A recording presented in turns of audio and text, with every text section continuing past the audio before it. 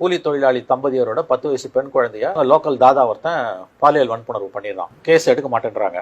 அந்த குழந்தைய ட்ரீட்மெண்ட்டுக்கு கீழ்பாக்கம் மெடிக்கல் ஹாஸ்பிட்டல் கொண்டு போனால் அதை செக் பண்ண டாக்டர் இன்ஸ்பெக்டருக்கு ஃபோன் பண்ணி சொல்கிறாரு, என்ன இவ்வளோ மோசமாக இருக்குது, நீங்கள் ஆக்ஷன் எடுக்கலாம்.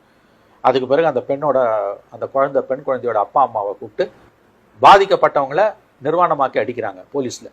மெட்ராஸ் ஹைகோர்ட் தமிழ்நாடு காவல்துறை மீது எங்களுக்கு நம்பிக்கை இல்லை, இதை சிபிஐக்கு மாத்திரம், விசாரணை சிபிஐக்கு மாத்திரம். இந்த சிபிஐ விசாரணைக்கு மாத்தினதை எதிர்த்து தமிழ்நாடு கவர்மெண்ட் அப்பீலுக்கு போகுது. தமிழ்நாடு கவர்மெண்ட்டுக்காக போற வக்கீல் யார் தெரியுமா? முகுல் ரோத்தகி. அவருக்கு ஒரு நாள் ஃபீஸ் எவ்வளவு தெரியுமா? 50 லட்சம். 50 லட்சம் ரூபாய் கொடுத்து சிபிஐ விசாரணைக்கு போன வழக்க மறுபடியும் தமிழ்நாடு போலீஸ்க்கு மாத்திரம்னு எதுக்கு போற? தப்பே பண்ணலண்ணா, திராவிட மாடல் அரசு தானே.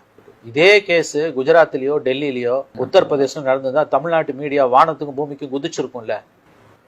உன் கண்ணு முன்னால் நடக்குதுடா. மாநிலத்தோட தலைநகர்ல மெட்ராஸ் ஹைகோர்ட்டோட ஆர்டர் தமிழக காவல்துறை மீது எங்களுக்கு நம்பிக்கை இல்லைன்னு சொல்லி அந்த கேஸை சிபிஐக்கு மாத்துறாங்க. எந்த கொம்பனும் குறை சொல்ல முடியாத அளவிற்கு ஆட்சி எடுத்துக் கொண்டு